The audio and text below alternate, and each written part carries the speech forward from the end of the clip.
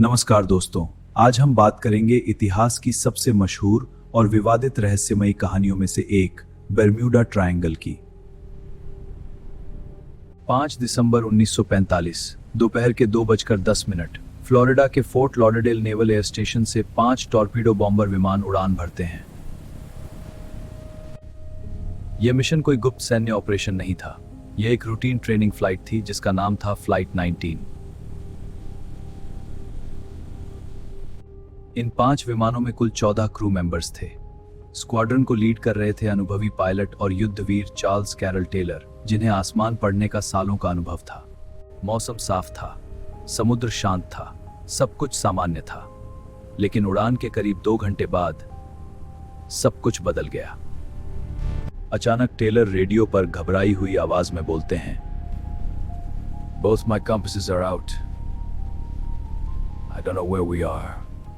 उनका मुख्य compass fail हो चुका था, बैकअप भी, और धीरे धीरे बाकी विमानों के इंस्ट्रूमेंट्स भी गड़बड़ाने लगे। टेलर को लगा कि वे फ्लोरिडा कीज के ऊपर हैं। कुछ अन्य पायलटों को यकीन था कि वे बहामास के ऊपर हैं, यानी कोई भी निश्चित नहीं था वे आखिर हैं कहां। शाम 4:56 पर टेलर को लगा कि वे गल्फ ऑफ मैक्सिको की तरफ बह गए हैं। उन्होंने आदेश दिया, ईस्ट की ओर उड़ो। Copy that, heading east. लेकिन तभी एक अन्य पायलट की आवाज आई, Damn it. If we could just fly west, we would get home.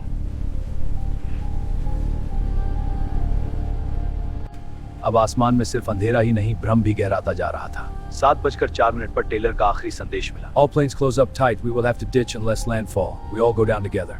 और फिर रेडियो साइलेंस। 5 विमान, 14 लोग, हमेशा के लिए गायब। फ्लाइट 19 को ढूंढने के लिए एक पीबीएम मैरिनर रेस्क्यू एयरक्राफ्ट भेजा गया 13 क्रू मेंबर्स के साथ, लेकिन कुछ ही समय बाद वह विमान भी गायब।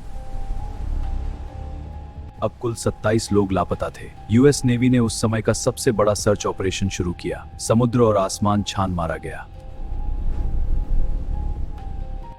ना कोई मलबा मिला, ना कोई बॉडी, ना कोई अंतिम संकेत।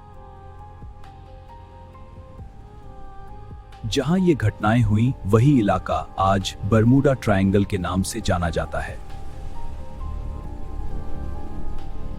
यह क्षेत्र 3 बिंदुओं के बीच बनता है, फ्लोरिडा, बर्म्यूडा, पुएर्टो रिको। करीब 5 लाख वर्ग मील में फैला यह इलाका सदियों से कहानियों का केंद्र रहा है। यूएस नेवी का विशाल कार्गो जहाज यूएसएस साइक्लॉप्स, 306 लोग सवार, 11,000 टन मैंगनीज लदा हुआ, 4 मार्च 1918 को बारबेडोस से बाल्टीमोर के लिए रवाना हुआ। Weather fair, all well. और फिर कुछ नहीं, ना डिस्ट्रेस कॉल, ना रैकेज, ना सर्वाइवर्स। इतिहास में यूएस नेवी की सबसे बड़ी नॉन कॉम्बैट लॉस। 1881 में एलन ऑस्टिन नामक जहाज को समुद्र में एक अजीब अबैंडन्ड जहाज मिला। जहाज सही सलामत था, लेकिन अंदर कोई इंसान नहीं। कैप्टन ने अपने कुछ क्रू उस जहाज पर भेजे। दोनों साथ चल पड़े। फिर तूफान आया, जहाज अलग हुए। जब दोबारा मिले, क्रू फिर गायब। लेकिन जहाज फिर भी सही सलामत। हालांकि इतिहासकार मानते हैं यह घटना संभवतः एक अर्बन लेजेंड है। 1492 में क्रिस्टोफर कोलंबस ने अपनी यात्रा के दौरान इस क्षेत्र में कंपास वेरिएशन और आसमान में एक फायरबॉल देखने की बात लिखी। आज वैज्ञानिक मानते हैं वह संभवतः एक मीटियर था। और कंपास वेरिएशन वह था मैग्नेटिक नॉर्थ और जियोग्राफिक नॉर्थ के अंतर की वजह से। मैग्नेटिक वेरिएशन कुछ समय तक इस क्षेत्र से गुजरने वाली एगोनिक लाइन, जहां मैग्नेटिक और ट्रू नॉर्थ एक समान होते हैं, भ्रम पैदा कर सकती थी। Shallow waters and hidden shoals. Bahamas और कैरिबियन के आसपास पानी काफी उथला है। पुराने जहाज अक्सर सैंड बैंक्स में फंस जाते थे। हरिकेन्स। यह इलाका अटलांटिक हरिकेन बेल्ट में आता है। फ्लोरिडा और क्यूबा में अक्सर भयंकर तूफान आते हैं। Methane hydrates. कुछ वैज्ञानिकों का मानना है कि समुद्र के नीचे मीथेन गैस इरप्शंस पानी की डेंसिटी घटा सकते हैं, जिससे जहाज अचानक डूब सकते हैं। लेकिन इसका कोई प्रत्यक्ष प्रमाण बर्म्यूडा ट्रायंगल से जुड़ा नहीं मिला। एक और एक्सप्लेनेशन है, बाडर-माइनहॉफ इफेक्ट या फ्रीक्वेंसी इल्यूजन। जब किसी चीज के बारे में हम सुन लेते हैं तो हम उसे ज्यादा नोटिस करने लगते हैं। जर्नलिस्ट लैरी कुशे ने अपनी किताब the Bermuda triangle mystery solved में कई घटनाओं की जांच की।